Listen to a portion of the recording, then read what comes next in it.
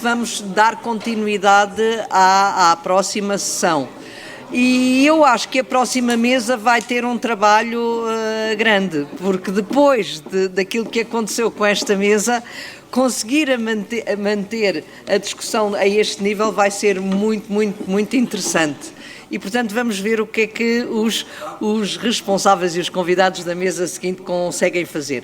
Para já, vão ter uma moderadora que sabe disto e que, portanto, está muito habituada a moderar coisas, a organizar coisas, a querer, de facto, trazer, a tirar de cada um de vocês aquilo que é o melhor que cada um tem para dar. Romana Borja Santos é coordenadora de comunicação e assessora de imprensa da Escola Nacional de Saúde Pública neste momento.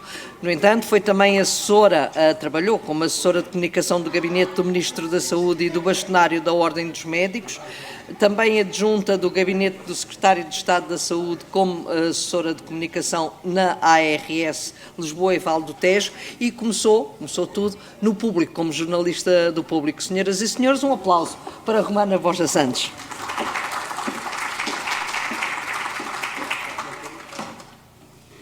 Portanto, sem pressão nenhuma, Marina, não é? Estas apresentações, a mesa anterior foi espetacular, vamos tentar manter ao nível. Nada melhor como criar um bocadinho de pressão, não é? Acho que no fundo até tem sido a estratégia do SNS, pressão permanente para melhores resultados. Vamos começar esta mesa falando de financiamento, tal como terminou a anterior, mas juntando-lhe mais dois ingredientes, inovação e tecnologia, e para não perdermos tempo e termos a ouvir quem sabe, chamaria ao palco o João Completo. Ele é licenciado e mestre em Engenharia de Redes de Comunicações pelo Instituto Superior Técnicos, com especialização em Sistemas de Informação Empresariais.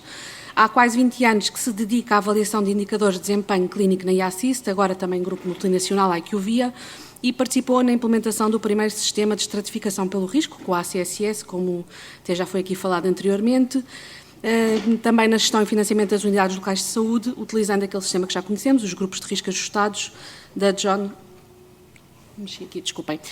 pela Johns Hopkins University. Além disso, também é docente de Sistemas de Informação na pós-graduação de Serviços de Saúde da Lusíada. Bem-vindo.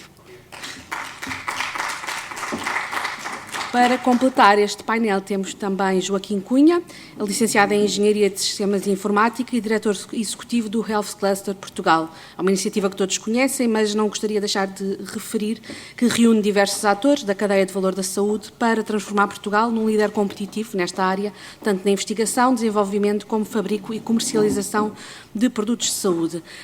Como sabem, também fundou ainda em 83 a empresa Caso, à qual se tem dedicado. Tem várias outras experiências, como a Minho Digital, a Nanológico, uma empresa pioneira a nível da microinjeção bimaterial. E em 2004 até 2006 integrou também o Conselho de Administração da Pronefro, uma referência na área da hemodiálise. Portanto, bem-vindo também.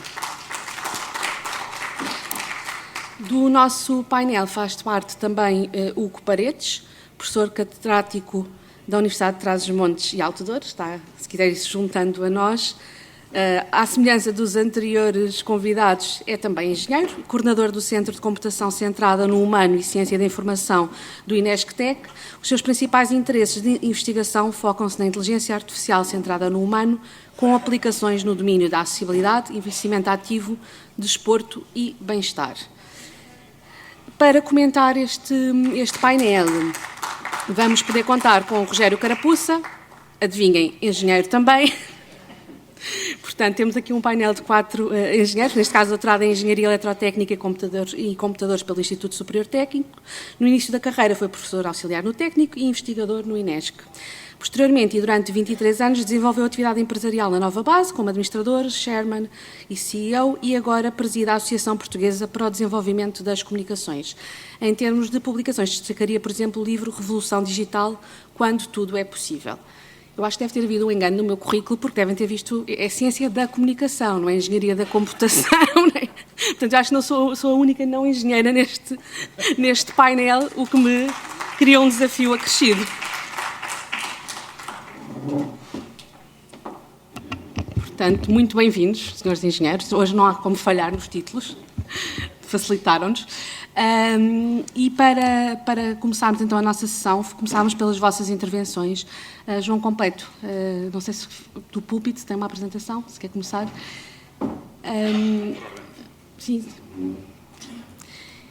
E pedia-vos, portanto, aquilo que é mais difícil, que é em 10 minutinhos falarem de temas tão complexos como, neste caso, financiamento, inovação e tecnologia. Obrigada. Agora sim. Ora, antes de mais, quero agradecer o convite à PDH, na pessoa da professora Ana Escoval e do professor Pereira Alves, que vi há pouco, mas que entretanto saiu, e agradecer à Romana Borja Santos a simpática apresentação e aos colegas de painel e aos restantes presentes. É a primeira vez em quase 20 anos que eu me sento num painel com colegas da engenharia numa apresentação ligada à área da saúde. Vai ser interessante, mas eu sinto-me um engenheiro falsificado desde que entrei para a IASIS e depois para a IQVIA, porque dediquei-me à área da saúde desde sempre, especificamente nesta área do financiamento. Pediram uma apresentação de 10 minutos, eu vou tentar cumprir, mas vou tentar falar das duas coisas e de responder, ou tentar responder, ou lançar pelo menos para a discussão esta pergunta, de como combinar o financiamento sustentável com a inovação, que podia ser feita de outra forma, como combinar o financiamento com a inovação sustentável. Eu gostava de começar pelos desafios que estão, eu diria, perfeitamente identificados. Se calhar a lista é maior do que esta, mas há três principais que eu diria com os quais nos deparamos nos dias de hoje, que têm tendência a agravar, têm que ver com as características normais de evolução humana e da sociedade ocidental e das sociedades ocidentais, sobretudo, o aumento da despesa em saúde, que tem vindo a aumentar, com flutuações e com picos durante o período de Covid que identificámos, mas que se prevê que continua a aumentar também, até muito motivado pela inovação, que vamos falar daqui a pouco. A questão do envelhecimento da população é também um produto da evolução dos cuidados de saúde, sobretudo, e é um indicador positivo, mas que é um indicador que levanta desafios complicados, porque quanto mais avançados vamos para a idade idosa, temos aqui uma questão que é como é que se consegue manter uma sustentabilidade, tendo em conta toda a cronicidade de doença e carga de doença que vamos acumulando ao longo da nossa vida, e isso vai ser um desafio importante. E depois temos a questão das doenças crónicas, que está ligado justamente com isto, que tem a ver não só com a evolução da idade, mas também com os hábitos de vida, e mais de 80%, estima-se, mais de 80%, eu li estudos que rondam já quase os 90%, de todos os óbitos seja direto ou indiretamente relacionado com questões de doença crónica e, portanto, a cronicidade muito motivada também pelas questões dos fatores de risco. A palavra risco eu considero que vai ser muito importante ao longo desta apresentação, porque o novo financiamento e as novas formas de financiar têm a ver sobretudo com isto, com o risco, e ligados aos fatores como conhecemos de tabaco, álcool, má nutrição e falta de atividade física. A tecnologia e a inovação em alguns destes pontos não vêm ajudar muito, nomeadamente em relação à atividade física, e eu padeço disso e tenho sentido alguns sintomas pessoalmente, portanto, admito que outros senhores aqui na plateia também os tenham. E depois temos aquela questão que conhecemos também bem, está perfeitamente identificada, sobretudo no trabalho que fizemos com a ACSS, mas já o tínhamos identificado antes, que diz respeito à concentração dos custos, que não é equilibrada nem ao longo do nosso território, e que sabemos que há uma percentagem relativamente pequena da população que concentra uma grande parte dos custos, e o que estimamos é isto: cerca de 50% da população, cerca de 5% da população concentra 50% dos custos em saúde, valor total acumulado, naturalmente, e depois, quando vamos aos 20% da população, temos 80% dos custos em saúde. Este primeiro exemplo que eu mostro é um exemplo de dados estratificados de Espanha, que quando fizemos o mesmo exercício em Portugal, percebemos que era muito semelhante. Isto, em todos os países europeus que fazem este exercício, mantém-se mais ou menos constante. Os novos modelos de financiamento, e em particular os modelos por captação ou por certificação do risco, têm todos uma premissa de tentar alocar melhor os recursos em função das necessidades da população, em função do risco da população. Por isso é que a palavra risco é tão importante. E esta necessidade de fazer esta certificação tem em conta não só as necessidades do financiamento em si, portanto, colocar os recursos onde eles são necessários, mas também as necessidades de intervenção junto das populações e, em particular, e eu acho isto muito importante, com uma perspectiva preventiva. Porque, na realidade, é a prevenção que, no final do dia, nos vai ajudar a diminuir o risco. Quando nós alocamos financiamento a áreas em que já não há nada a fazer senão tratar uma patologia que já foi adquirida, não estamos a fazer prevenção, estamos a fazer controle ou manutenção de uma doença. A prevenção é outra coisa. E, portanto, é importante estratificar a população para perceber os níveis de risco, e sabemos que aqueles 5% provavelmente estão concentrados na zona vermelha, vão ter intervenções mais específicas e que vão ser intervenções mais importantes, porque são intervenções que vão atuar diretamente sobre a maior parte dos custos que a população em análise tem. E o objetivo, eu diria, final, é poder sempre comparar aquilo que era o cenário que tínhamos a priori com o cenário após as intervenções. E isto é um circuito que se tem que manter em funcionamento sempre. Na realidade, nós não podemos abandonar, porque estamos constantemente a verificar que há novos desafios, novas patologias, novas doenças, a idade a aumentar e, portanto, as nossas intervenções vão ter que seguir estratégias diferentes. Verificámos no exemplo da Covid-19 e durante o período da pandemia, as intervenções tiveram que ser muito específicas, houve muita inovação nessa altura, inovação que ainda aos dias de hoje está presente, mas não é utilizada, e se calhar até com algumas deficiências de protocolo, e depois podemos comentar um bocadinho isso, na utilização de alguns medicamentos mais inovadores, e estas áreas de intervenção todas são muito importantes, porque estamos a falar, no caso, por exemplo, da Covid-19, de doentes, por exemplo, imunodeprimidos, que se não tiverem acesso a esta inovação, provavelmente vão acarretar custos muito maiores quando chegarem a uma urgência hospitalar e tiverem que ser internados e forem para cuidados intensivos, etc. Falaremos disso daqui a pouco. Portanto, eu volto à pergunta que tinha no slide, como combinar o financiamento sustentável com inovação. Esta pergunta não tem uma resposta, tem muitas respostas. Eu quis focar-me aqui em 3 pontos em particular. O primeiro ponto é a questão da eficiência. Porque se a inovação não ajudar a eficiência, não ajudar aquele primeiro ponto que vimos da sustentabilidade, naquele primeiro slide que eu mostrei, temos um problema, é que a inovação é cara, e é cara não só pela inovação em si, como é caro pô-la em funcionamento. Portanto, é que preciso garantir que aquilo que se introduz vai, na realidade, gerar outro tipo de recursos que possam ser aplicados e que possam ajudar nesta questão da sustentabilidade. A propósito da sustentabilidade e da inovação e da eficiência, eu trouxe um exemplo, que é um exemplo com que trabalhámos. Este artigo está publicado, eu depois posso passar o link se tiverem interesse em ver. Não é um artigo deste ano, nem do ano passado, é um artigo que já tem quase 10 anos, mas tem a ver com uma introdução de um fármaco e que nós, ainda enquanto IACIS, tivemos a oportunidade de estudar, que é o Sugamadex, o nome comercial é Obridian, alguns senhores conhecerão, não sei se há cirurgiões na sala, mas que tem a ver, é um medicamento que permite fazer uma reversão do bloqueio neuromuscular profundo quando é necessário em algum tipo de cirurgia mais sensível.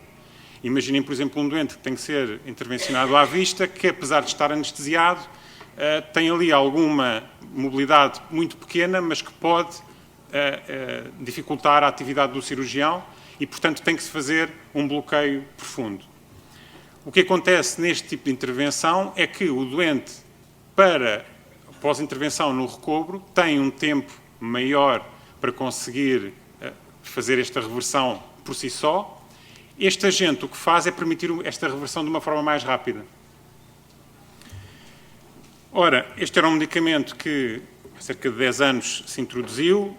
Naturalmente, a empresa que o introduz tenta provar os benefícios do medicamento e aqui chegamos a um ponto que é importante, o que é a inovação. Porque hoje em dia vemos que são lançados muitos medicamentos e quando falamos diariamente com os clínicos, muitos deles dizem que este medicamento não inova.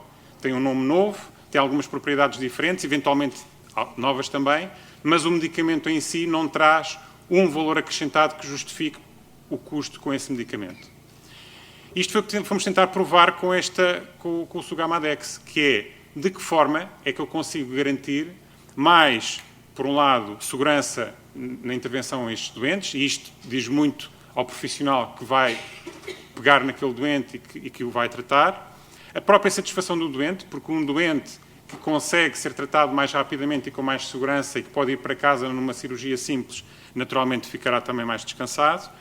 A diminuição dos custos, porque um doente que não tem que ficar internado porque tem uma reversão que já não o obriga a ficar para o dia seguinte, vai reduzir os custos em termos de internamento e vai poupar camas, um recurso que é tão importante hoje em dia, como sabemos. E, neste caso em particular, e por isso é que eu escolhi este exemplo algo antigo, é um caso interessante porque as regras de financiamento da altura é um caso que aumentava o financiamento das instituições que o utilizavam. De que forma? E esse é o gráfico que eu coloco aqui do lado direito. Na prática, estes doentes que estavam a ser intervencionados e que tinham que ficar internados, normalmente um dia ou uma noite, eram doentes de complexidade baixa, em termos do índice case mix do hospital. E, portanto, eram doentes que, na coluna da esquerda, estavam a baixar a complexidade do internamento. Por outro lado, se forem ambulatorizados, eles são um pouco mais complexos do que a maioria das cirurgias de ambulatório que os hospitais faziam e que este hospital em particular fazia. E, portanto, colocando este doente ou esta cirurgia na coluna do ambulatório onde devia participar, se fosse possível, estaria a aumentar também essa complexidade. E, portanto, com esta troca de um doente que estava em internamento para a cirurgia de ambulatório, eu conseguia aumentar o financiamento globalmente. O segundo exemplo que eu queria dar tem a ver com a melhoria da gestão dos recursos, e aqui eu vou diretamente ao financiamento, que tem a ver com a capacidade de podermos usar mecanismos de estratificação e de algoritmos que possam monitorizar o estado de saúde da população e, com base nisso, identificar os grupos de maior risco. Ora, a propósito disto, e eu aqui vou ter que fazer esta publicidade, fomos a empresa que ganhou o concurso para o projeto de estratificação, para o agrupador de estratificação, pelo segundo ano, que são os ACGs, a tradução que o Ministério fez são os GRAs, os grupos de risco ajustados, e na prática eles permitem justamente isto, permitem olhar para a população e não só caracterizá-la em função da multipatologia ou da carga de doença que tem, mas também associar riscos, que podemos ver ali à direita, e através destes riscos poder calcular aquilo que é o índice ajustado da complexidade das ULS. Isto só é possível tendo informação massiva. Estamos a falar de informação de internamento, de consultas hospitalares, de prescrição de medicamentos, de consultas de cuidados primários. Portanto, é preciso haver uma capacidade grande e algoritmos que consigam olhar para esta informação e afetar risco a estes doentes que padecem do resultado dessa análise. E, por fim, eu gostaria de falar, eu falei disso no início, da melhoria da prevenção e da monitorização. Ora, as estratégias preventivas, a monitorização e a capacidade também de educar o doente com base nesta monitorização e nesta capacidade preventiva. Eu acho que as duas coisas estão sempre muito ligadas, a prevenção e a educação, porque as pessoas autoprevinem-se quando estão educadas para a saúde e quando há uma literacia mais abrangente. E este exemplo é um exemplo interessante. E para quem aqui tem ou teve a oportunidade de acompanhar familiares com doenças crónicas, por exemplo, neoplasias, eu tenho um caso próximo aos hospitais, um doente que tem uma neoplasia, que fez um conjunto de ciclos de quimioterapia e que tem que ser acompanhado com consultas onde não há uma intervenção, mas há uma analítica e depois há uma conversa com o médico, sabe que vai ao hospital às 8 da manhã fazer análises, provavelmente só tem consulta ao meio-dia ou à 1 da tarde, quando está preparada a análise das imunoglobulinas, por exemplo, e se tiver outra consulta nesse dia de infecciologia à tarde, fica e está no hospital quase até à noite, quando tudo isto poderia ser facilmente resolvido com análises feitas dentro do hospital ou fora, é outra discussão, e 2 consultas via videochamada em que o doente que não residir na zona de Lisboa até lhe poupa uma deslocação grande. E, portanto, tudo isto existe, nós conhecemos e já tivemos esse contacto nos hospitais privados, não é uma realidade dos hospitais públicos. Temos soluções para isto, a IQV em particular também. E termino, é o último slide, com esta eu diria que é a resposta geral, que depois tem que ser detalhada nos vários pontos, mas a resposta para a inovação, ou a resposta é, para conseguirmos ter sustentabilidade, a inovação deve, por um lado, aumentar a eficiência, melhorando os resultados, reduzindo os custos. É a premissa do Value-Based Healthcare, não é? Mais resultado, com um custo controlado ou mais baixo. Oferecer mecanismos para a melhor gestão, e aqui falo também da alocação de recursos. Os ACGs, a estratificação pelo risco, os GRAs, focam esse ponto em particular. E a melhoria da prevenção, incluindo a educação e a monitorização. Peço desculpa se me alarguei um bocadinho, mas o que eu tinha era isto. Muito obrigado. Muito obrigada. Temos aqui uma apresentação que nos mostrou várias ideias, desde a questão de definir o que é a verdadeira inovação, o que é a inovação que traz uma forma diferente de trabalhar, e agora também este desafio final de pensarmos e organizarmos o sistema de saúde, o Serviço Nacional de Saúde em particular, a pensar no doente e não naquilo que temos só para lhe oferecer. E, portanto, passamos então à segunda intervenção. Joaquim Cunha, por favor, 10 minutos também.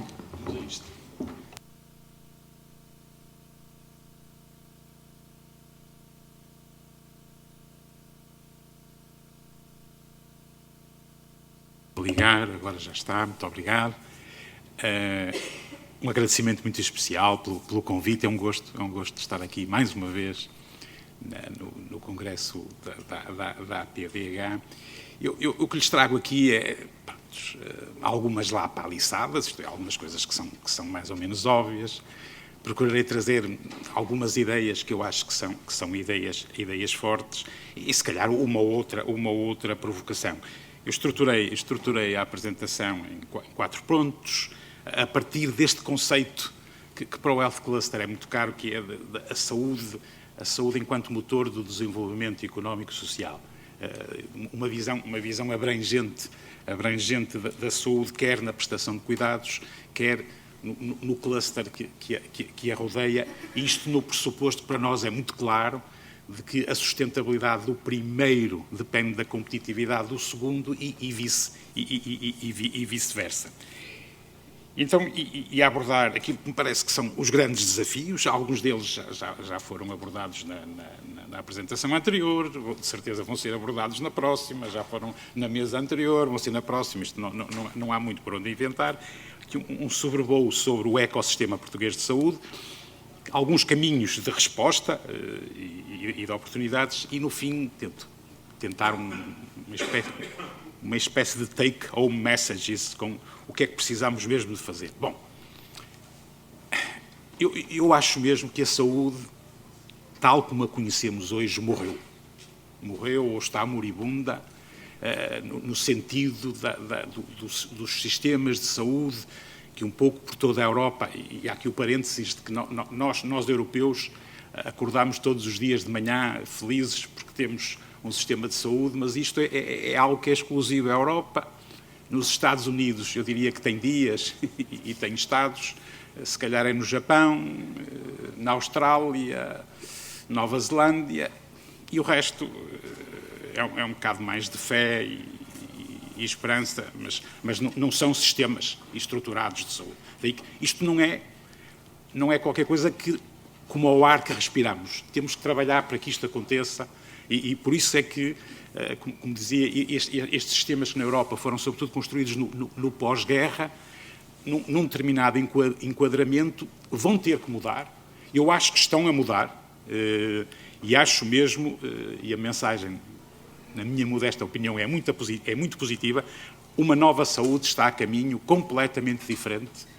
Eu acho que não vou poder beneficiar dela, porque eu acho que isto se calhar vai demorar uns 10, 20, 30 anos, ou então vou vê-la numa posição pouco confortável, mas totalmente diferente. E quais são os desafios, então? Eu julgo que, mais uma vez, isto é óbvio, é a pressão demográfica, e isto, se quiserem, é quase o custo do sucesso, não é? Isto é, porque conseguimos fazer com que as pessoas vivam mais tempo, temos agora o reverso da medalha. E juntamente com a pressão demográfica, é o querer mais e melhor, o que me parece perfeitamente razoável. O tema da sustentabilidade, que está a aparecer recentemente e que me parece que tem que aparecer, que tem que ter todo lugar, sobretudo na tríade da parte ambiental, da parte social e da parte corporativa, e depois a escassez dos recursos humanos. Como saberão todos, isto que nós tendemos a achar que é um problema português, não é. É um problema mundial, é um problema europeu. E ainda há 2 ou 3 meses estive na Dinamarca. O problema dos dinamarqueses são os noruegueses, como têm muito dinheiro, vão buscar os enfermeiros e os médicos e de alguma forma desnatam as suas estruturas. É um problema que decorre deste sucesso. Daí que eu quase que diria, vamos ter no futuro que fazer mais, se calhar vamos ter que fazer muito mais, com os mesmos ou com menos recursos. Porquê? Porque os recursos são finitos. Quer dizer, eu não posso todos os anos estar a colocar mais recursos na saúde porque vou ter que os tirar do outro lado. Quer dizer, tiro da educação, tiro... Como sabem, nós europeus estamos aí com o problema da defesa, que se calhar nos vai fazer aí alguma concorrência nos próximos tempos. Como é que vamos conseguir fazer isso? Eu acho que vamos lá conseguir, com certeza. Rapidamente, aqui um sobrevoo sobre o ecossistema português da saúde. Eu julgo que conhecem estes indicadores que aqui estão, são mais do que conhecido. Não sei se conhecem estes, que é, como falava há pouco, do cluster, não é do Health Cluster Portugal, é do cluster da saúde no seu todo, em termos de emprego, em termos de empresas, em termos de volume de negócios, de valor acrescentado bruto e das exportações. Os números são impressionantes. Ao lado, naquela última coluna, é uma outra avaliação feita por uma universidade alemã que está a fazer isto para todos os países europeus e que considera o cluster da saúde de uma forma mais alargada do que nós, conjuntamente com a Faculdade de Economia do Porto, consideramos. Daí que, por exemplo, em termos de emprego, estamos a falar entre 9% a 15%. Eu diria que podemos dizer que cerca de 10% do emprego nacional está na saúde, assim como o PIB também estamos a falar de cerca de 10%, e as exportações têm tido um comportamento assinalável. Em termos do crescimento médio nestes últimos anos, são tudo valores acima da economia, acima de outras realidades, o que, de alguma forma, pelo menos testemunha e evidencia a dinâmica deste setor, se assim quiser. Rapidamente, o Health Cluster Portugal junta atualmente 230 e qualquer coisa entidades, entre universidades, hospitais, instituições de ID e empresas, com aquela missão que é mais ou menos óbvia, no fundo é procurar olhar para a saúde pelo outro lado. Há um lado que é o mais importante, que é o lado de tratarmos da dita saúde, e acho que esse é manifestamente o mais importante e o primeiro, mas já há um outro lado, e como eu dizia no princípio, um depende do outro e a interação tem que ser sinergética. Estruturamos a nossa atividade em 3 grandes agendas: a agenda da inovação, a agenda da internacionalização e da digitalização dos dados. No fundo, trago-vos isto para, de alguma forma, vos dar testemunho de que estes são os temas que nos preocupam e que julgo que preocupam todos. Vamos às respostas, aos tais desafios. Eu julgo que a primeira é a gestão, forte incremento de gestão.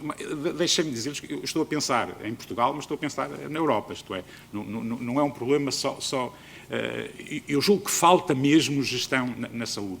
Eu costumo brincar dizendo que há cerca de 20 anos fui adotado pela saúde e quando questionava alguns dos responsáveis sobre determinados temas, diziam-me frequentemente: epá, isto aqui não é como lá nas empresas e na indústria, epá, isto aqui é uma coisa mais da arte. Bom, eu julgo que não é e estamos a pagar um preço terrível por isso. Gestão, incorporação massiva de tecnologia e esta mudança, que eu diria que é drástica, entre a abordagem dos agudos para a abordagem crónica, aquilo que nos preocupa, aquilo onde está a carga de doença, aquilo que nos está a dar cabo dos recursos é a parte crónica, e mudar definitivamente do tratamento para a prevenção. Algumas ferramentas para chegar lá. A valorização do conhecimento. Nós temos todos, mais uma vez, os portugueses e os europeus, não nos cansamos de dizer que temos excelente conhecimento nas universidades, nos institutos de investigação. Isso é capaz de ser verdade, mas esse conhecimento não sai cá para fora, não se transforma em produtos, em serviços, em benefício, em última análise, do cidadão e do doente. Se compararmos isto com os Estados Unidos, vejam o recente relatório Draghi, que sobre isso é implacável. Estamos a marcar passo. Somos excelentes a regular, a legislar, mas somos muito menos eficazes em inovar e trazer a inovação, sobretudo a tal inovação orientada ao mercado.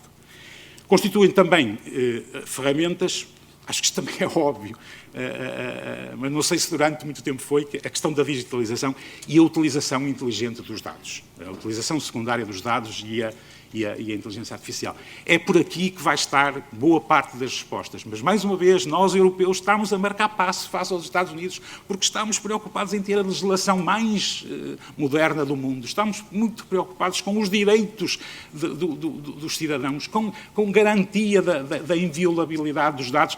E isto é um suicídio coletivo. Há agora uma luzinha ao fundo do túnel com a iniciativa European Health Data Space, em que a Comissão Europeia está a tentar mudar aqui alguma coisa, e eu creio que vai acontecer, mas tem mesmo que acontecer, senão é mesmo uma desgraça. E depois é a generalização das abordagens value-based. O que nos falta, na maior parte dos casos, é informação. O Peter Drucker dizia, o que não é mensurável não é gerível. Não sei se a frase é mais ou menos como esta, mas isto é mais ou menos óbvio. Se eu não tenho indicadores, e estes indicadores têm que ser, sobretudo, na perspectiva do cidadão, do doente, do cliente, como é em qualquer outra atividade. Porque é que na saúde não há de ser? Porque é o cidadão, o doente, o cliente, que depois retroage sobre todo o sistema. Então, o que é que precisamos mesmo a concluir? O que é que precisamos mesmo de fazer? Eu julgo que precisamos de melhorar significativamente o processo de valorização do conhecimento. Eu acho, isto agora aqui é nacional, acho que temos que ser capazes de retirar a prestação de cuidados de saúde da guerrilha partidária. Isto é louco, o que está a acontecer nos últimos 15, 20 anos. Quando o PSD está no governo, o PS dispara um conjunto de argumentos que o PSD usa quando está na oposição. Não faz sentido, não faz mesmo. Acho que estamos mais ou menos todos de acordo sobre o principal, e o importante é sobre isso, pormos à volta da mesa e tratar dos assuntos. Acho que isto é óbvio. É modernizar e profissionalizar a gestão e prestação de cuidados de saúde. Aqui uma nota. Eu tenho sempre muita dificuldade quando me falam em gestão privada e gestão pública. Eu sei o que é boa gestão e sei o que é má gestão. Agora, há aqui uma palavra relativamente aos gestores públicos, que eu acho que são magos, é gente fora de série que consegue gerir, consegue fazer omeletes sem ovos, consegue gerir sem ter ferramentas, designada, e particularmente a questão da gestão de recursos humanos. Como é que um hospital, que é provavelmente a estrutura organizativa mais complexa que temos, é gerido sem ter à sua disposição ferramentas que são utilizadas noutros contextos? Porquê? Não faz sentido. É qualquer coisa quebrada aos céus. Daí a questão não é o privado e o público. A questão é, temos ferramentas ou não temos ferramentas? O assumir a saúde como motor do desenvolvimento económico e social, que se quiserem isto é um chapéu. Definir com todos uma estratégia nacional para o digital e os dados em saúde. Mais uma vez aqui também, lá estamos, quer dizer, temos uma instituição chamada SPMS que está ali numa redoma, desculpem dizer isto publicamente, mas não há outra forma, que está ali numa redoma e está fora de toda a realidade do país, e vamos pagar um preço caro sobre isto. Eliminar ou minimizar os mais conhecidos custos de contexto e promover, isto agora é mesmo de uma forma abrangente, promover e apoiar o investimento nacional e estrangeiro nas indústrias de saúde, isto é, as competências que temos e o conhecimento que dispomos e que fomos gerando, quer nas universidades, nos institutos de investigação, nas empresas e nos hospitais, para ser potenciado, precisávamos mesmo de ter investimento estrangeiro. Isto é, com a prata da casa, vamos crescer, mas vamos crescer se calhar a 6, 7% ao ano. Se queremos crescer a 20 ou 30%, era mesmo necessário termos capacidade de atrair investimento direto estrangeiro para isto. Deixem-me sonhar, era preciso um pacto entre todos para responder a estes desafios. Muito obrigado. Muito obrigada. Realmente há um alinhamento nestas duas primeiras apresentações, esta ideia de que temos que olhar para o sistema de saúde e perceber se a forma como está organizado ainda responde aos desafios que temos, se podemos sequer continuar a pensar num sistema como o tivemos até agora, mas também salientava se calhar outra ideia, que é nós percentualmente nunca estamos mal, olhando ali, por exemplo, para o número das exportações, o problema é quando olhamos para o valor bruto e o comparamos com outros países, é um pouco o que acontece em termos de PIB. O problema não é a percentagem do PIB, é a nossa base, e acho que isso leva-nos muito sempre para esta primeira parte do financiamento e enquanto não a resolvermos, as respostas estão sempre, continuaremos a fazer omeletes sem ovos, eu diria que já é quase soufflés, não é? Porque esperamos que cresçam, ainda acho que a culinária se calhar é mais a minha área do que a engenharia e portanto pediria ao Hugo Paredes para continuar com a sua apresentação. Também 10 minutos, obrigada. Quer que avise ao fim de 2?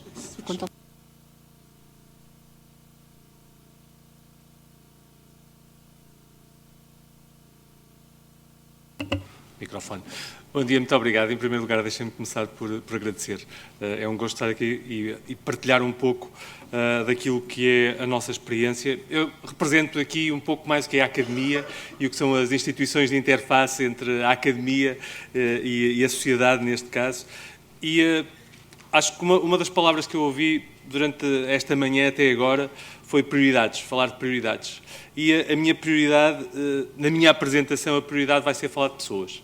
Falar, acima de tudo, de tecnologia para as pessoas, feita com as pessoas e para as pessoas. E isto também, e respondendo desde já um pouco àquele desafio que o engenheiro Joaquim Cunha dizia há pouco, relativamente à ciência ficar na academia e ela chegar às pessoas, eu diria que nós, no INESC-TEC, fazemos isso mesmo, ou seja, nós somos uma instituição de interface que tem essa visão de ligar à academia e, como vocês podem ver, o INESC tem como seus associados as 3 grandes universidades do Norte, a Universidade do Porto, a Universidade do Minho e a Universidade de Trás-os-Montes e Alto Douro, também o Politécnico do Porto, com a ideia de pegar na ciência que se traz e que se faz nas universidades e trazê-las para o mercado, trazê-las principalmente para fazer ciência com impacto na vida das pessoas, e é um pouco essa visão e é um pouco essa experiência que eu vos quero trazer aqui,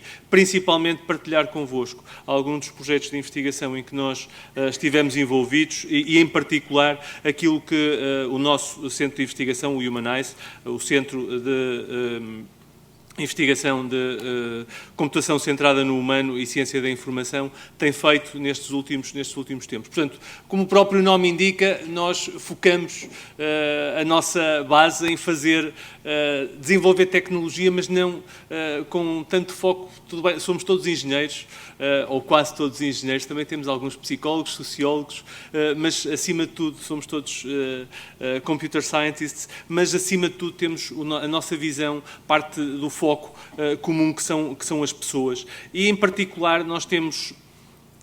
peço desculpa, isto ficou aqui um bocadinho desformatado, mas nós acima de tudo temos uma área de inovação, que é a área de Personalized Health Research, ou seja, investigação em saúde personalizada, que se foca num aspecto que eu acho que hoje em dia começa a ser aquilo que é a visão de futuro. Ou seja, uma saúde para cada qual, para cada um, adaptada às necessidades de cada um. E esta tem sido um pouco aquilo em que grande parte dos nossos investigadores têm trabalhado, e é isso que eu vos quero trazer aqui. Também alinhado um pouco com aquilo que é um dos grandes... digamos, pilares do plano do Horizon Europe, que são os gêmeos digitais, ou os Digital Twins, e aqui o Digital Twin do Human Body, ou melhor dizendo, o Virtual Human Twins, que tenta, por algum lado, criar uma versão digital de cada um de nós, para que depois se consiga prever os cenários what if. O que é que acontece se nós fizermos isto? O que é que acontece se nós fizermos aquilo? O que é que acontece? E de alguma forma planearmos as nossas intervenções, planearmos hoje o que poderá acontecer amanhã e trabalharmos muito numa questão de prevenção. E um dos primeiros projetos que eu gostava de partilhar, muito na parte de cima do iceberg, não na parte de baixo, porque a parte de baixo é uma parte muito, digamos que, nuclear, e eu penso que já ouvimos falar muito da parte dos dados, mas mais a parte voltada às pessoas. Um dos primeiros projetos que eu gostava de partilhar com vocês é o projeto Reconnected, E o projeto Reconnected eu trago porque é um projeto holístico, ou seja, é um projeto que tenta ter uma abrangência global, de uma saúde global, de uma só saúde, e analisar os vários condicionantes, desde as alterações climáticas, a questão da digitalização, a questão dos conflitos sociopolíticos, das migrações, tudo isto e ver qual é que é o impacto disto na saúde mental e depois termos intervenções para comunidades mais vulneráveis. Mas focando-nos agora em intervenções um pouco mais aqui, este é um projeto europeu e se vocês virem, começou em 2023 e podem, se quiserem ter um bocadinho mais de informação, têm lá acima o QR Code que podem seguir o projeto. Deixem-me falar-vos de um projeto que eu tive a oportunidade de co-liderar com a doutora Ivone Silva do Hospital de Santo António, que foi o projeto Walking Pad, e falar-vos, acima de tudo, da importância das pessoas em todo este processo, e não só da tecnologia, mas, mais uma vez, desta visão holística, ou seja, da visão clínica, da visão da intervenção psicológica e do papel da tecnologia em toda, digamos que, a criar a ligação entre todas estas dimensões. Isto porque, se nós, foi um projeto para prescrição de exercício físico na doença arterial periférica, nós conseguimos fazer em ambulatório aquilo que em muitos hospitais ainda se faz no próprio hospital, com os inconvenientes que existem para as pessoas de terem, por exemplo, no Hospital de Vila Real, terem que estar no hospital às 7 da manhã para antes do seu dia de trabalho fazerem exercício físico e, logicamente, com todos os recursos que são alocados para que as pessoas possam fazê-lo em ambiente hospitalar. Mas nós conseguimos fazer isto com uma aplicação, conseguimos supervisionar o exercício em ambulatório, ou seja, integrado no cotidiano das pessoas, as pessoas a fazerem as suas caminhadas, a irem para o trabalho todos os dias, mas o mais importante do que isto não era nós termos uma aplicação que conseguia supervisionar o exercício, era nós conseguirmos dar feedback às pessoas do acompanhamento que estava a ser feito das pessoas, ou seja, havia uma intervenção motivacional todas as semanas a perguntar como é que se sente, a importância que era dada à pessoa e a pessoa sentir que alguém do outro lado estava a preocupar com ela e estava a preocupar-se se ela estava efetivamente a seguir o plano. E isto eu penso que é o futuro da tecnologia. O futuro da tecnologia não é nós retirarmos o trabalho das pessoas, é pormos as pessoas a fazerem aquilo que é importante, a fazer esta relação e a juntar as pessoas e a terem muitas das vezes, esta relação de empatia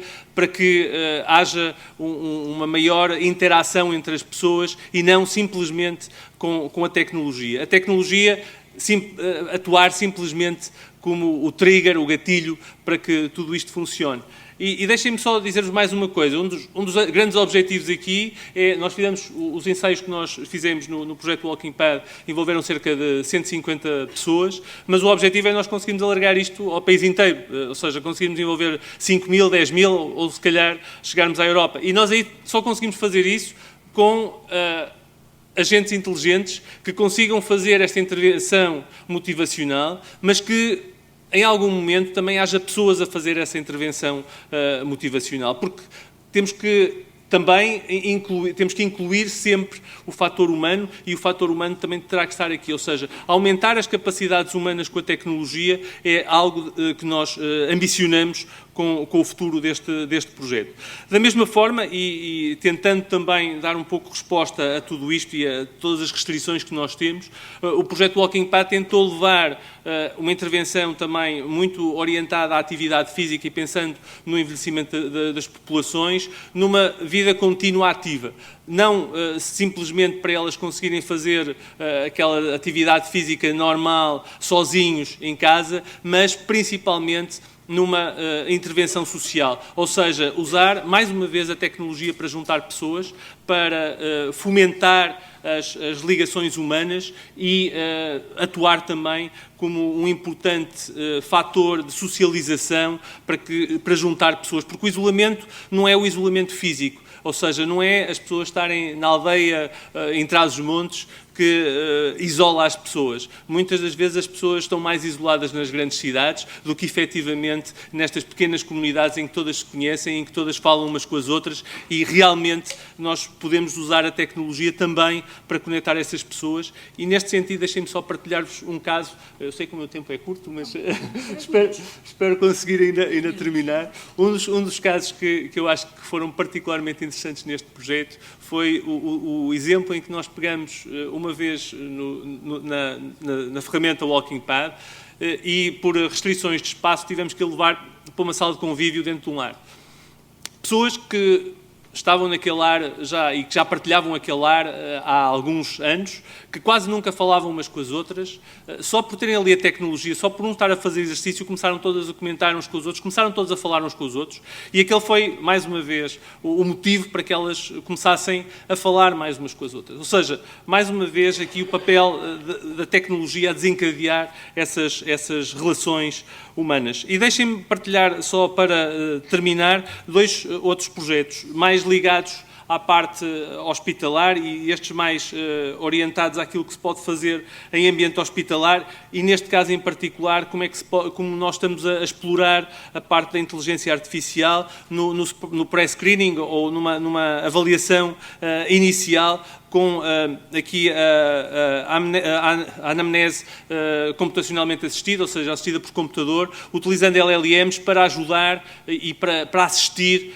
todo esse processo. Neste momento, ainda feita com reconhecimento de voz e sem muita humanização, digamos assim, deste agente, mas no futuro, muito provavelmente, com um agente inteligente e com um agente personalizado a fazer todo este processo. E, finalmente, a utilização também de realidade virtual para, aqui nas unidades de cuidados intensivos, principalmente para conseguirmos estimular funções executivas e funções cognitivas nas pessoas cujas intervenções são de longos períodos e utilizar a realidade virtual para conseguir, de alguma forma, potenciar que eles mesmos, os próprios cuidados intensivos, consigam estar a dar continuidade a algumas tarefas que depois têm longos períodos de recuperação quando saem destas unidades.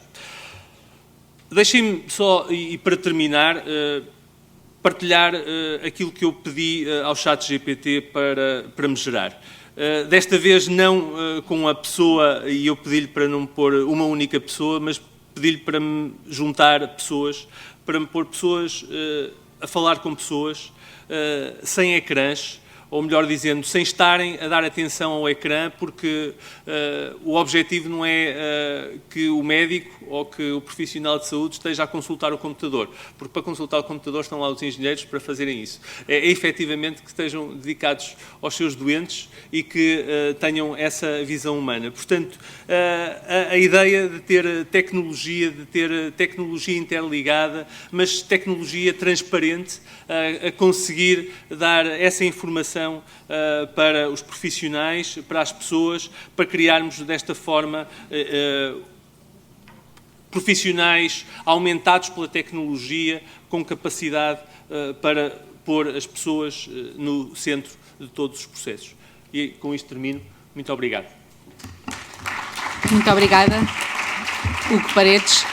Mais uma intervenção, vocês não poderiam estar mais alinhados, porque fez a ponte entre aquilo que o Joaquim Cunha dizia da importância da academia, no fundo, testar projetos e soluções que depois façam a diferença no dia-a-dia. Também salientar que numa mesa sobre tecnologia e inovação falaram sempre de pessoas, foi talvez uma das palavras mais repetidas aqui, acho que é importante, e a sua intervenção lembrou-me uma frase da Atul Gawande, que não sei se conhecem, mas é autor do livro Being Mortal, que diz qualquer coisa como que a grande revolução na saúde vai acontecer quando deixarmos de tratar doenças e tratarmos pessoas.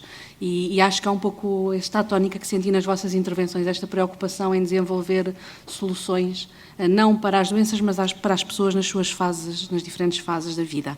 Vamos passar então aqui para a fase de debate, com base nestes 3 contributos de excelência que tivemos, e cabe-me sempre esta função mais negativa de nos trazer para a realidade, que é depois de tantos exemplos positivos, mas que na realidade é que temos uma reforma em curso no SNS muito acelerada, que uma organização em OLS, não sabemos ainda o que é que vai acontecer, mas a verdade é que, por enquanto, neste último ano é assim que estamos a funcionar.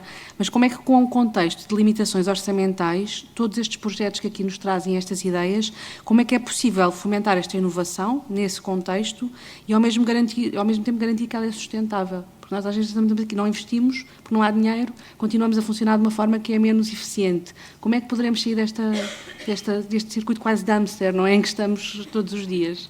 E pedir agora, se calhar, umas respostas mais curtas para podermos também abrir a audiência. Em primeiro lugar, eu gostava de agradecer o convite da PDH e do Sr. Presidente para estar aqui presente. Dizer-vos que, da minha experiência profissional como professor, 10 minutos servem para passar uma ideia e, desse ponto de vista, os slides atrapalham. E se tivesse slides para 10 minutos, seria um. E, portanto, vou fazer a intervenção sem slides.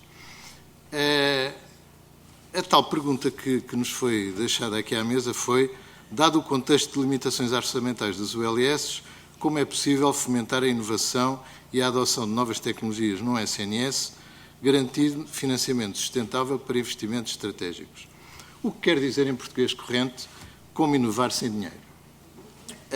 Isto faz lembrar aquela anedota que talvez conheçam, que também é uma pergunta, e que é: como é que se lava um tigre?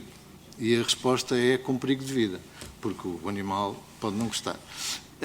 E por isso não é uma coisa fácil, mas eu, portanto, gostava de desafiar a primeira das coisas que estão subjacentes a este raciocínio. E a primeira dessas coisas que está subjacente é a necessidade que a gente tem de fazer mais com menos. Eu acho que nós, no espaço ou no intervalo de uma geração, deveríamos fazer melhor com mais e não mais com menos. Nós não estamos condenados a ter um PIB per capita de $27.000 contra dos países parecidos connosco de 60 mil. Não estamos. Nós estamos, no entanto, com um problema. E vamos ilustrar esse problema, ou eu gostaria de ilustrar esse problema, com uma parte da intervenção do Dr. Joaquim Cunha, em que ele dizia que no nosso setor existem, no vosso setor existem 117.600 empresas. Eu fui ver os dados do INE e, efetivamente, existem as tais 17.600 empresas.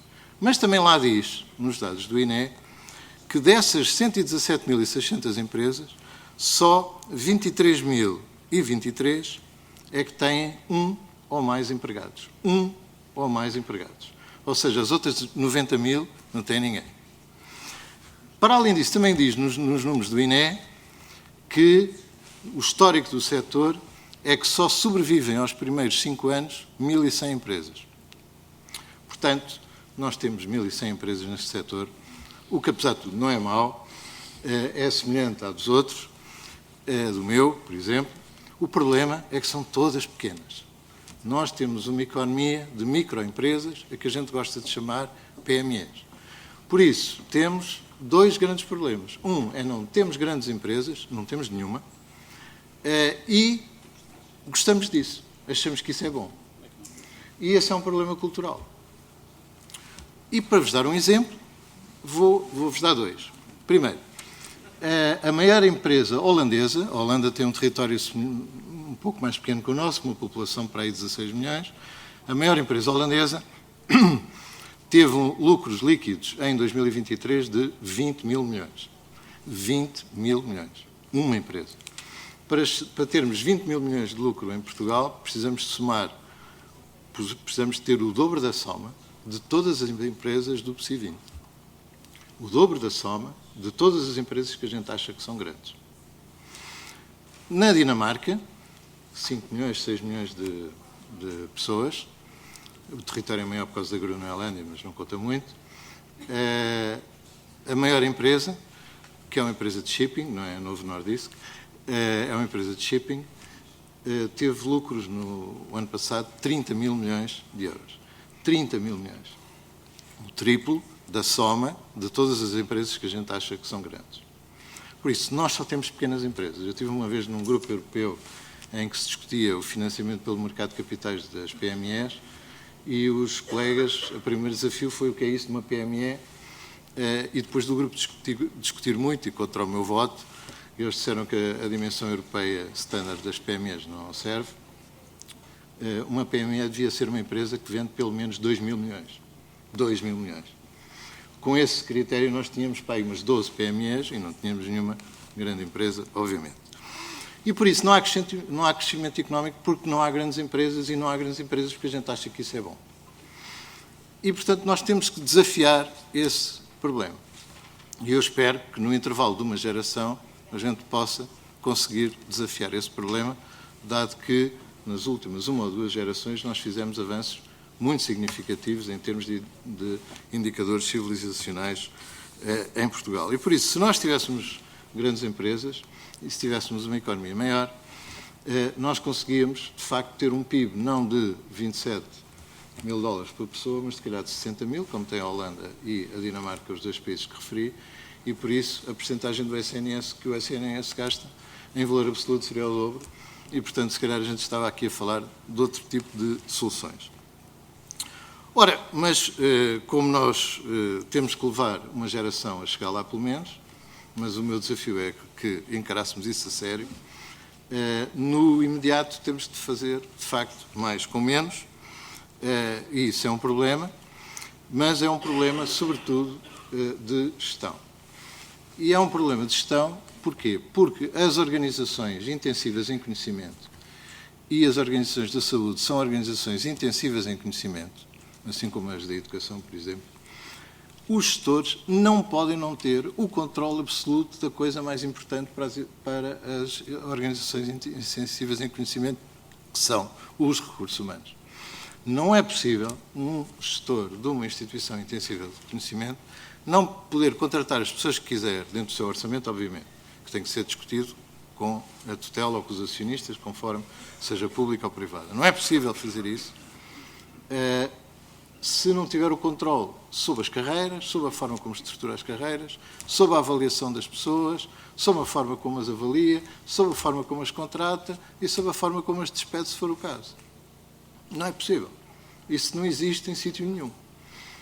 E, portanto, se os gestores não tiverem essa capacidade ao seu serviço, dentro, obviamente, do seu orçamento, porque toda a gente tem que ter um orçamento, mas não pode ter um orçamento e depois estar a pedir caso a caso, às finanças ou a não sei quem, para contratar uma pessoa e a ultrapassar as dificuldades burocráticas e outras que existem no processo. Isso não é possível. Portanto, os gestores têm que poder gerir.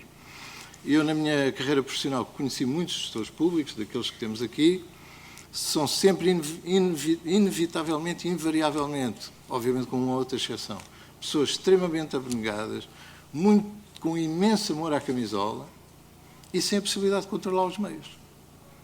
E isso é um risco reputacional enorme, porque a pessoa está a resolver os problemas do dia-a-dia da organização sem poder mudar nada de importante.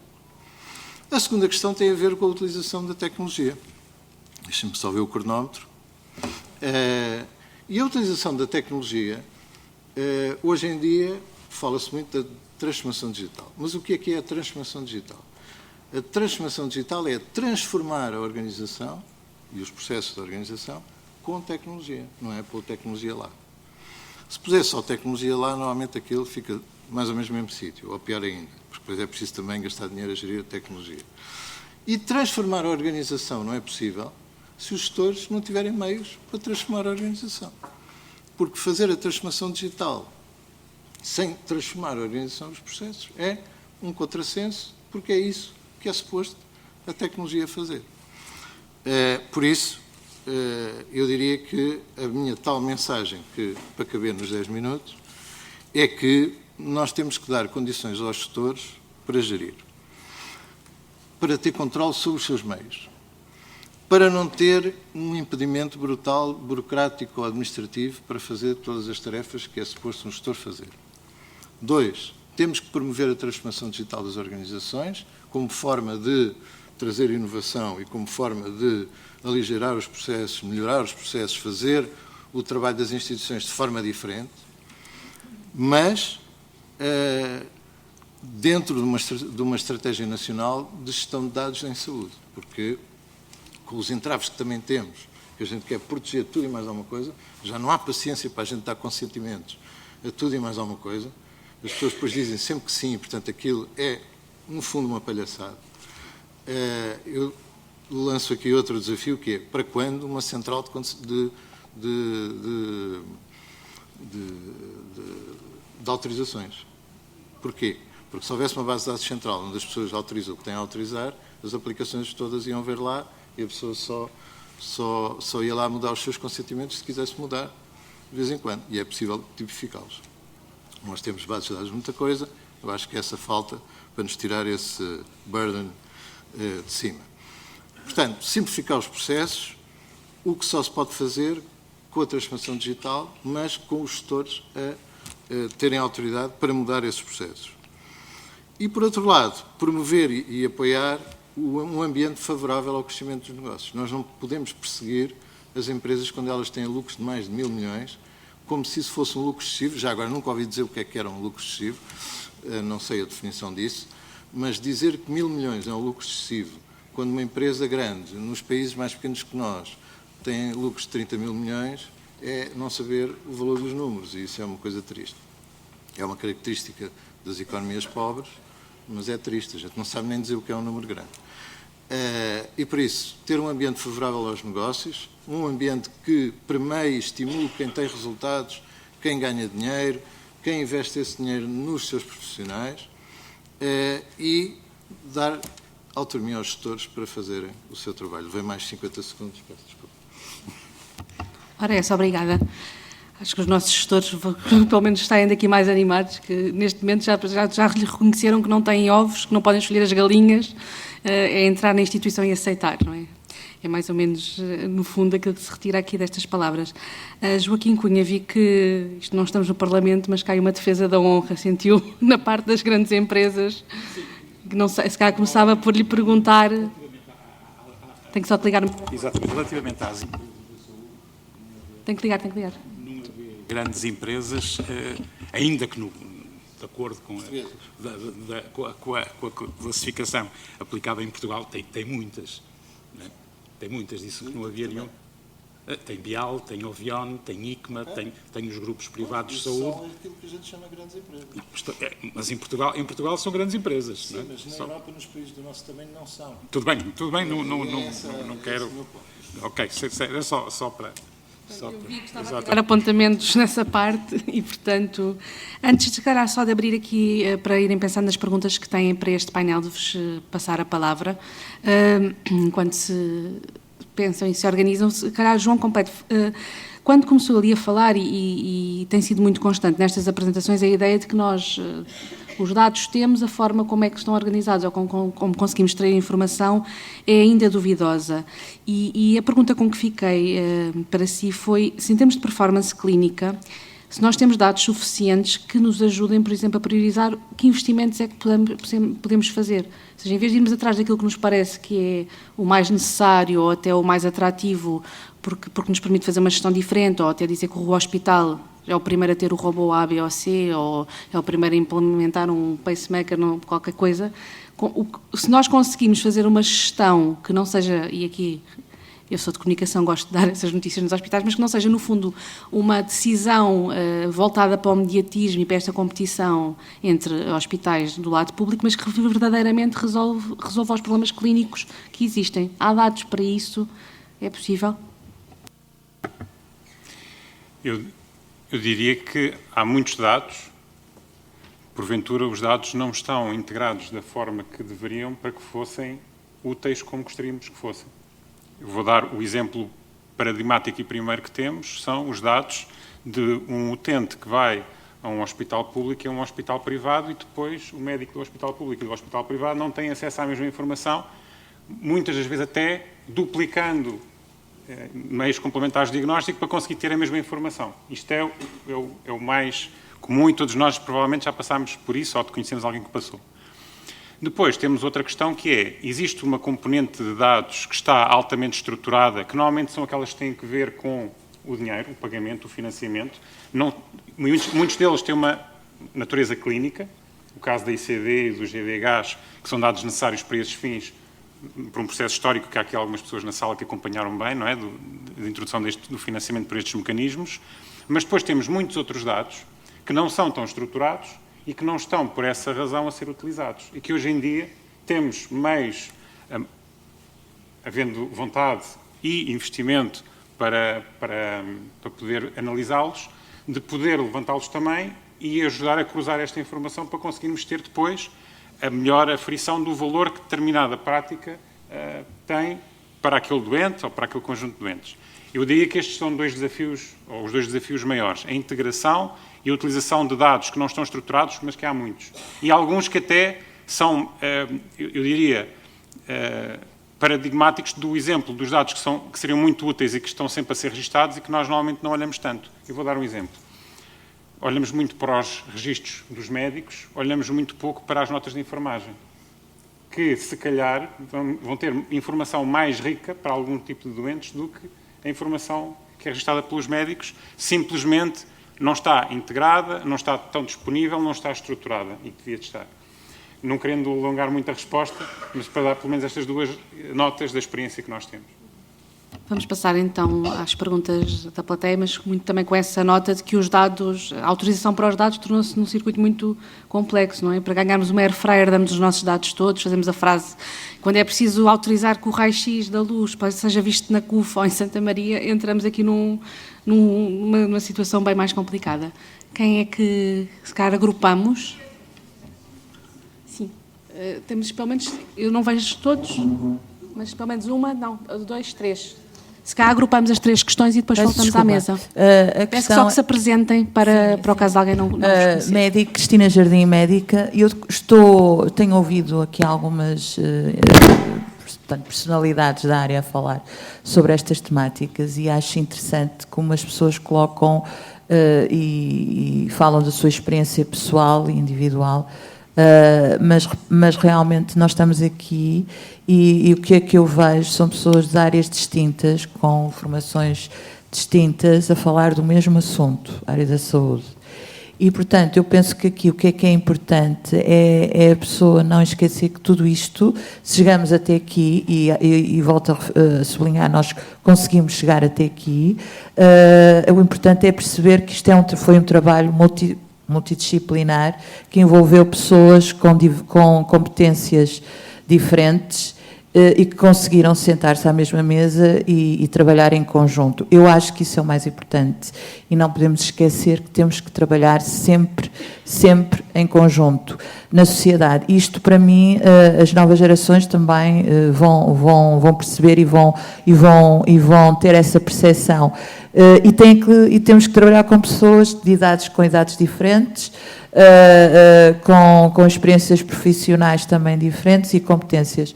E, portanto, isto temos que perceber, de uma vez por todas, que estamos em sociedade e que temos que trabalhar para um bem comum e que temos que aceitar as diferenças que existem entre pares, com certeza, e perceber que as hierarquias são importantes, mas que é importante dignificar as profissões e dar valor à profissão, à pessoa. Penso que isto é o mais importante e que tem que ser referenciado sempre. Muito obrigada. Penso que estava aqui nessa mesma fila. Sim, obrigada. E acho também. Sou Luís Pedroso Lima, para variar sou engenheiro de Minas, que é mais difícil ainda nesta profissão, e tento falar em duas pequenas qualidades. Primeiro, como um jovem reformado, e este facto de ser reformado há muito pouco tempo, e apelo aos meus 30 anos de experiência no setor para dizer que é engraçado que estas conversas têm 30 anos. Eu noto que a evolução que sinto neste domínio é pequena em relação aos grandes esforços que já foram feitos e que perdemos. Quero chamar a atenção que no painel falou-se que a gestão dos recursos humanos era crítica e que não era perceptível como é que um gestor público não tinha autonomia de gerir os seus recursos humanos. Eu recordo-me que fui encarregado de missão dos hospitais SA. A ideia de ter hospitais de capitais exclusivamente públicos, mas de direito privado, tal como a Caixa Geral de Depósitos, permitiu, na altura, que houvesse toda a flexibilidade no recrutamento de recursos humanos. Isso foi altamente condenado, fui alvo de várias situações públicas em que as pessoas foram chamadas a dizer que a intenção era privatizar a saúde, e todos esses fantasmas, que são aqueles que agora se apontam de não haver um compromisso, não haver uma ideia sistémica entre os partidos, no sentido de não se atacarem mutuamente por questões de ordem política, levou a que, passados 20 anos, continuamos a falar do mesmo problema. Mas isto é o reflexo de um velho reformado, ou um jovem reformado, que foi reformado há pouco tempo. Mas esse reformado voltou à política ativa. Agora sou coordenador geral das Irmãs Hospitaleiras. 80 instituições de saúde mental espalhadas pelo mundo, 12 centros espalhados em Portugal, a maior instituição na área da saúde mental, com um grande esforço de inovação. Ouvi com muito interesse a intervenção em particular do professor Hugo Paredes e penso que nesta área da saúde mental haveria trabalhos que poderíamos vir a falar com outra atitude mais pormenorizada. Por último, há outra coisa que se mantém típica. É que quando engenheiros falam, a qualidade das intervenções é notável. Agradeço às pessoas da mesa o contributo que deram e certeza que todos nós saímos mais enriquecidos com a qualidade da vossa intervenção. Obrigado. Muito obrigada. Havia aqui uma terceira intervenção e se calhar depois da terceira voltamos à mesa e já voltamos à plateia. Parte do princípio que os dados estruturados são a nutrição básica dos algoritmos de aplicações de inteligência artificial. A minha pergunta é, com a riqueza enorme que nós temos de dados acumulados na área da saúde, e é uma pergunta técnica de ignorante, eu posso estruturar o que existe ou a estruturação diz respeito à forma como eu adquiro os dados? Isto é, a riqueza que lá está pode ser modificada e estruturada, ou estamos só a falar de precisamos de estruturação e é da aquisição para a frente que essa necessidade se concretiza? Muito obrigada. Não querendo manipular as respostas, eu diria que a aquisição da informação, ou dos dados, porque são coisas diferentes, mas vou dizer dos dados, porque é o nível mais básico, tem que responder, se calhar, à necessidade que o engenheiro Hugo Paredes referiu, que é ser o mais humana possível.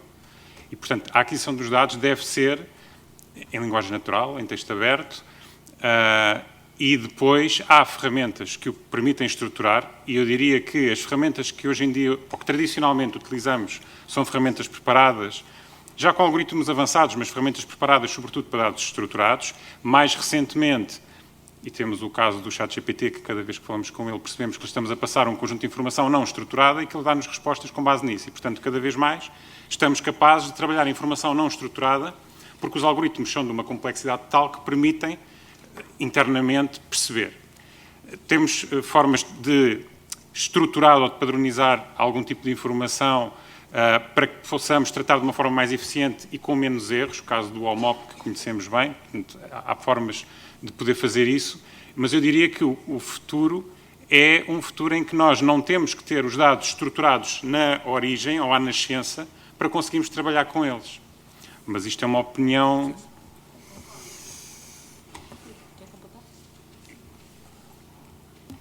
Eu posso completar e posso dizer que temos exatamente a mesma visão relativamente a isso, ou seja, nós também temos alguns problemas em que estamos a trabalhar exatamente aí na parte de estruturar dados de fontes mais diversas, ou seja, alguns já vêm minimamente estruturados e outros não. A utilização de GPTs tem sido cada vez mais explorada nesse sentido, mas depois temos aquele entrave que, quando estamos a falar de dados privados, dados de saúde, temos aquele entrave que se também falava, que nós sabemos, na Europa temos aquela questão de primeiro legislamos e depois tentamos trabalhar com a legislação que criamos. Ou seja, em vez de criarmos e depois legislarmos, primeiro legislamos, bloqueamos e depois tentamos trabalhar com todos esses bloqueios, não é? E essa é uma barreira muito grande e criar zonas francas para que nós possamos, pelo menos, fazer deixar que inovar e pelo menos conseguir provar algumas das coisas que nós conseguimos fazer, eu penso que são importantes para que depois se consiga adaptar essa legislação. Ou seja, a lei não deve estar contra as pessoas, mas a favor das pessoas, e neste caso nós temos ultimamente feito muito isso. Primeiro com o RGPD, agora com o AI Act e todas as legislações que estão aí para a frente, também o Data Act também está a sair e está a começar a ser aplicado. Portanto, temos vários exemplos disso mesmo, mas esperamos que haja uma mudança. Acima de tudo, eu anotava, é preciso uma mudança de filosofia europeia. Se nós olharmos para a filosofia europeia, para a filosofia americana e para a filosofia chinesa, se nós pensarmos hoje em dia que são as grandes potências, quer a China, quer os Estados Unidos, efetivamente temos uma mudança completamente radical em termos de filosofia e de entender essas coisas. E esta adaptação europeia tem que existir se efetivamente nós queremos ser competitivos, se efetivamente nós queremos liderar em algumas áreas e principalmente nestas questões, quer no AI, que é cada vez mais um tópico importante, quer na parte dos dados, que digamos que é o desbloqueador de toda esta geração que nós temos da AI hoje em dia.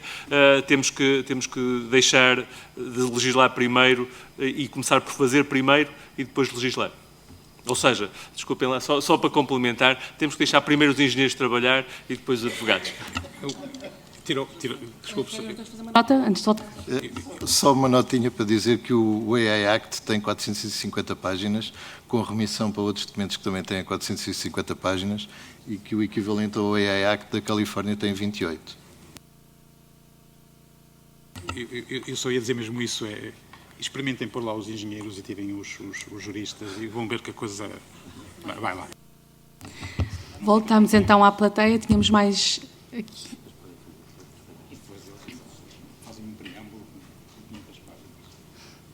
Desculpe, mas já voltamos a... Obrigada. Filomena Santos, da IQVIA. Estava a ouvir-vos falar em termos de, muitas das vezes, da legislação e de podermos perder o momento ou ficarmos concentrados na legislação, e gostava de partilhar alguns números. Em termos de patentes da AI, neste momento a China tem 61% das novas patentes de aprovação em termos de Artificial Intelligence estão na China. Mais de 20% estão nos Estados Unidos e neste momento só 2% estão na Europa. Eu acho que nós não podemos perder a noção de que estamos a ficar completamente parados atrás daquilo que são o desenvolvimento.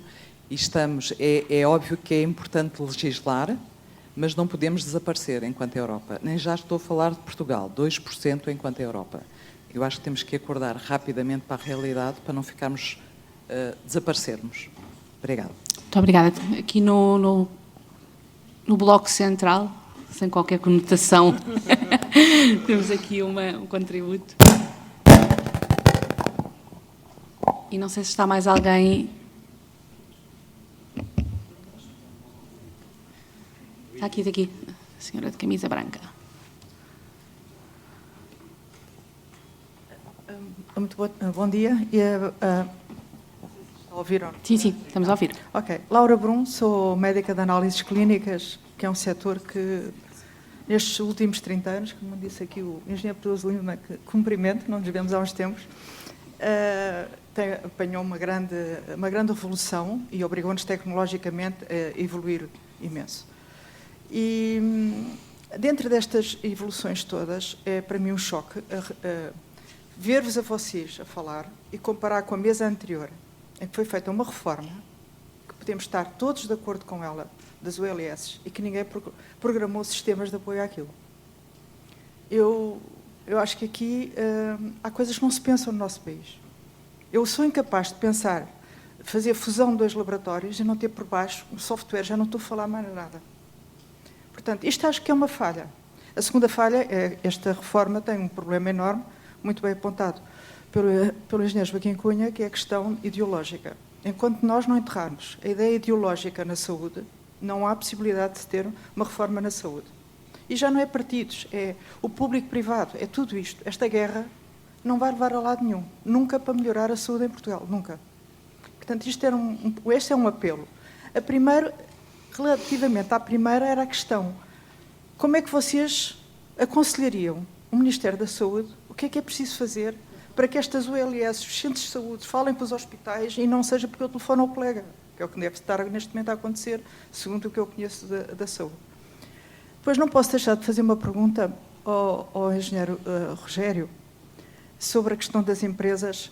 Eu sei que nós somos pequeninos relativamente, mas o que me faz a impressão é outra questão. A Maersk, que foi quem citou, da dinamarquesa, foi a empresa que neste momento é detentora da Unilabs. Há empresas chinesas, nas pequenas, médias empresas em Portugal e investidores de várias empresas. E eu vendo o que se passou com as análises, vejo que o nosso setor privado, qualquer dia, não é português. Eu queria um comentário seu a isso. Não sei se há mais alguém que queira para fecharmos aqui as intervenções do público, se não... Eu, se calhar, só antes do professor Rogério, que provavelmente vai querer, eu vou só, se calhar, tentar responder à primeira pergunta, o que é que se deve fazer de base, e porque como estivemos diretamente envolvidos na montagem do sistema de financiamento, acho que me cabe a mim um bocadinho esse papel. Na realidade, nós também sentimos que houve uma pressa grande, uma pressão de conseguir, mas se calhar com uma razão, que é os atores perceberam-se de que se não o fizessem depressa, se calhar a coisa não acontecia, e eu acho que os timings políticos são difíceis, e acho que as duas coisas deviam ser separadas.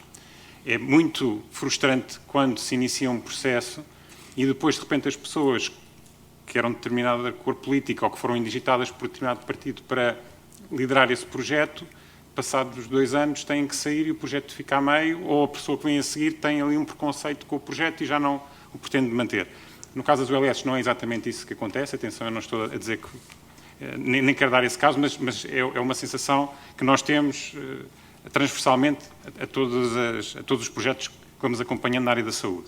Em relação às OLS, foi-nos pedido inicialmente para que houvesse uma partilha de experiências daquilo que se utiliza noutros países. Eu acho que essa partilha de experiências é sempre boa porque aprendemos com aquilo que está feito.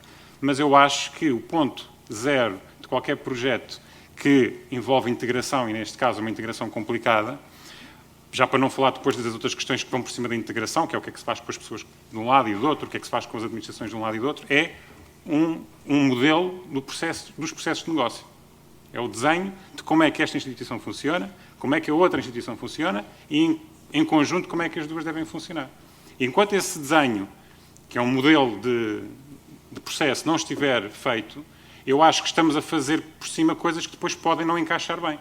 Estamos a pôr sistemas que não funcionam bem, estamos a fazer dashboards com indicadores que não servem para avaliar aquilo que a gente quer avaliar, por aí fora. Eu acho que essa é a componente, só que é uma componente que dá muito trabalho fazer e demora muito tempo e porventura, o timing político às vezes não permite que isso se faça.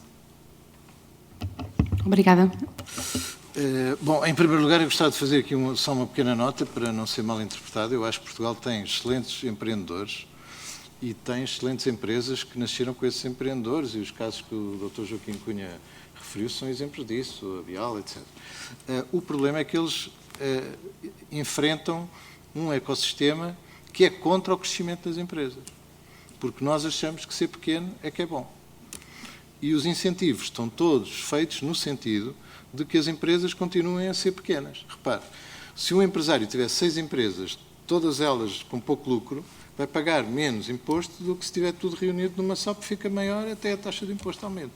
Portanto, nós temos um preconceito contra as grandes empresas e isso está a dar cabo da nossa economia e da nossa hipótese de crescer e destas empresas que tiveram enorme sucesso conseguirem escalar, porque enfrentam um environment que é hostil. Isso faz com que haja várias consequências e uma dessas consequências é precisamente essa que referiu. É que muitos empresários acabam por vender as suas empresas a outras empresas internacionais que tiram o melhor partido das inovações que têm, etc., em sítios que são mais favoráveis ao crescimento das empresas e isso é um grande problema. É um problema parecido com o problema das pessoas quererem ir trabalhar para outros países, etc. De muitos jovens que eu conheci na minha vida profissional, é raro as pessoas, se tiverem um projeto muito aliciante, não ficarem nesse projeto. O grande problema que nós temos não é um problema de salário em primeira linha, é um problema de projetos aliciantes. E os projetos alicientes normalmente estão nos sítios que têm mais massa crítica. E as pessoas vão para esses projetos. Por exemplo, quando a Fundação Champalimau foi criada em Portugal, houve pessoas do estrangeiro e portugueses que regressaram para ir para esse projeto, porque o projeto era aliciente. Independentemente dos salários que por lá se devem pagar, serem salários de Portugal.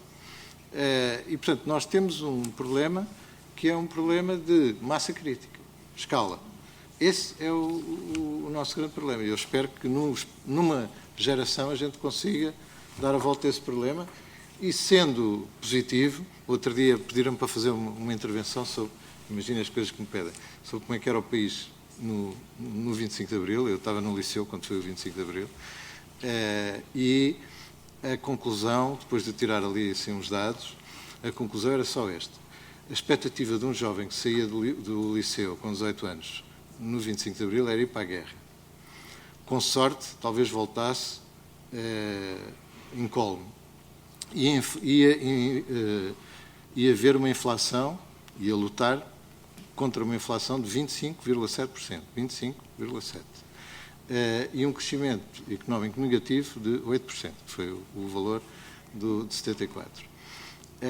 Num país em que 25% das pessoas eram analfabetos, em que a mortalidade infantil era cerca de 40 em 1000, contra os 2 e picos, mais ou menos agora, e com uma esperança de vida também bastante menor.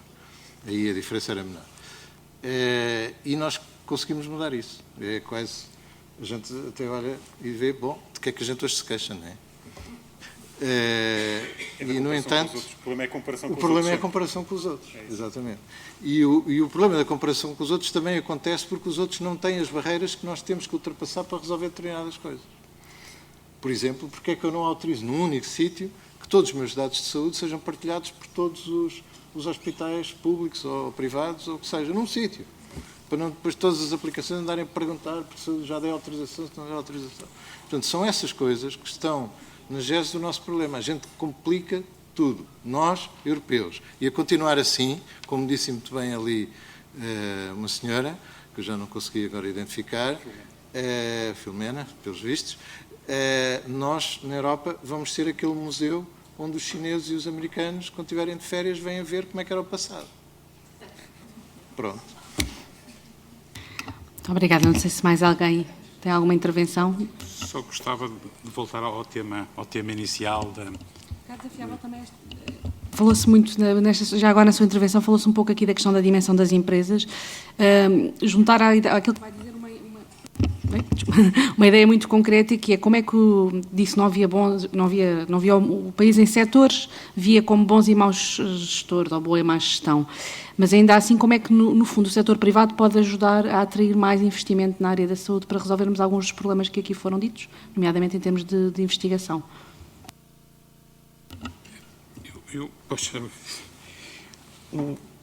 Voltando àquele tema da reforma das ULS, eu julgo que vamos precisar de tempo, não é? Porque de alguma forma é uma reforma com alguma dimensão e ambição, mas tenho para mim que, acoplado à reforma das OLS, esteve a criação da direção executiva, que eu na altura vi, e nós no Health Cluster estivemos de alguma forma envolvidos num trabalho que chamámos Instituto SNS, que era a criação de uma camada, de uma espécie de uma holding da saúde, que poderia suprir algumas das lacunas e, sobretudo, teria aqui um papel dinamizador desta reforma. Eu não sei o que aconteceu à direção executiva, não sei se está em parte incerta ou parte certa, porque julgo que uma coisa depende da outra, ou há aqui uma orfandade, não é? Isto relativamente ao primeiro ponto. Ao ponto das empresas, bom, eu vou mais longe ainda, quer dizer, eu não tenho dúvidas que em Portugal um empresário, à primeira vista, é vigarista, é tipo não confiável. Depois, passado alguns tempos, não, afinal, até não é. Há de facto uma cultura manifestamente anti-empresa, que se reflete sobretudo nas grandes empresas, porque admite-se que as pequenas não vão causar grandes problemas. Eu julgo que isto é um desvio ideológico que estamos todos a pagar, que me parece inaceitável. Na saúde, acho que isto tem uma carga ainda mais forte. Como referi, eu julgo que temos que ser capazes de retirar as diferenças ideológicas, que são perfeitamente razoáveis, legítimas, e era o que faltava que assim não fosse, mas não podemos trazer, digamos, estes temas para a espuma dos dias. Em termos da investigação e da transformação, era aquilo que eu procurei falar no último slide. Eu julgo que o investimento, quer nacional, quer estrangeiro, nesta área, e sobretudo o investimento privado, porque não estou a ver outro que o possa substituir, que tem que estar na base deste salto em termos da inovação e, mais uma vez, da transformação. Porque, deixa-me, eu não sei se para todos é claro, inovação é a transformação do conhecimento em valor, ponto final. Nem sempre isto é claro. Aliás, há uma definição que eu acho muito feliz, que é: investigação é a transformação de dinheiro em conhecimento, inovação é a transformação de conhecimento em dinheiro. E não podemos perder isto de vista, na minha modesta opinião, como é óbvio. Romana, e fazer só um comentário muito rápido em relação ao... Temos que terminar, mas, portanto... Não, é para deixar a sua pergunta com uma resposta em relação à questão da investigação. E eu acho que um ponto muito importante aqui e no caso dos hospitais em particular, é a capacidade de captar investimento através de ensaios clínicos, que é uma área em que a tecnologia é muito importante e que, porventura, Portugal, por dificuldade, às vezes, logo no passo principal, de encontrar candidatos, que é uma coisa que hoje em dia, com a informação que temos disponível e com ferramentas que permitem rapidamente fazer essa pesquisa, se consegue encontrar, procurar doentes para um determinado ensaio. E é uma forma de tanto público como privado conseguirem captar investimento e conseguirem criar incentivos para os profissionais e gerar conhecimento cá dentro do nosso próprio país. Só para deixar esta nota rápida. Obrigado. Nota final também.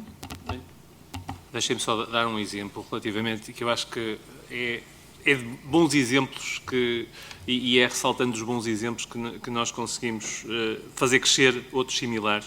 E deixem-me só dar o exemplo do VR2Care. O VR2Care nasceu de um projeto que foi financiado por uma empresa com valor muito, digamos, modesto. Portanto, foi um projeto que nasceu como online gym, financiado com 25 mil euros por uma empresa em Portugal. Desse projeto, nós financiamos o VR2Care, que era um projeto de cerca de 2,5 milhões de euros, com 10 parceiros europeus. E o mais importante do que isso é que eu recebi esta semana a notícia de que 2 dos parceiros empresariais desse consórcio acabaram de assinar um acordo de forma a comercializarem parte do produto e já estarem ambos juntos no mercado. Portanto, são estes bons exemplos de, a partir de financiamento privado, a partir do investimento direto das próprias empresas na inovação, na investigação, com o apoio da academia, conseguimos alavancar, digamos assim, outros projetos. A partir desses projetos conseguiram-se constituir consórcios, conseguiram-se criar novos produtos e conseguiu-se chegar com esses produtos ao mercado. Portanto, às vezes a partir de coisas pequenas, os testes de LED, não é? Que é mais fácil para depois escalar. Pequenos POCs, não é? Pequenas provas de conceito que depois conseguem ir chegando ao mercado com pequenas coisas. Portanto, estes bons exemplos, acho que devemos enaltecê-los e promovê-los e divulgá-los para que os outros consigam ir atrás e consigam principalmente ter a diferenciação do mercado, que eu acho que é isso que depois importa nas empresas cada vez mais, é terem a diferenciação do mercado para que consigam ser diferentes e ter um mercado específico delas para que consigam crescer, que cada vez mais é necessário isso. Muito obrigada. Fica o desafio também aqui para a PDH. Acho que tínhamos muito mais temas. Eu, pelo menos, aqui nos meus apontamentos deixei vários de fora, mas o tempo é soberano. Nomeadamente, acho que este painel poderia dar origem a um segundo mais focado também na questão da inclusão e da acessibilidade, porque temos falado muito da tecnologia pela perspectiva do financiamento e pela perspectiva da melhoria da atividade dos hospitais, mas esquecemos que estamos num país, eu lembro-me permitam-me ocupar aqui mais um minutinho, mas lembro de uma história tão simples como na altura da pandemia, eu circulei sempre, fruto das funções que tenho, e lembro-me de ir na rua, de uma senhora querer me chamar, não é? Mas muito atrapalhada, como é que me poderia chamar sem tocar, e nessa fase em que parecia que não sabíamos muito bem como nos comportar a nível social, e diz, menina, eu diga, que eu só vou estar com os meus netos para a semana, eu tenho aqui uma mensagem, e depois não sabia muito bem como é que havia de mostrar, sem eu tocar no telefone, não é? Estão a ver toda a atrapalhação. É que eu não posso ser vacinada se não responder a isto e eu não sei responder. E, portanto, acho que por vezes perdemos o foco de que estamos a pensar em grandes soluções e quando criamos um sistema tão simples como uma confirmação por mensagem para um serviço, estamos perante uma população que não sabe responder sim ou não. E, portanto, acho que faz também, deixa aqui o desafio de pensarmos para o futuro, numa mesa também que liga aqui a questão da inovação à questão do acesso e de não gostarmos a criar mais iniquidade com as soluções que encontramos. Senhores engenheiros, gostam um pouco de palavras, normalmente deixo-vos um desafio final, se calhar começando por aqui. Uma única palavra que defina uma prioridade que entendam que o sistema de saúde deva ter. Só numa palavra.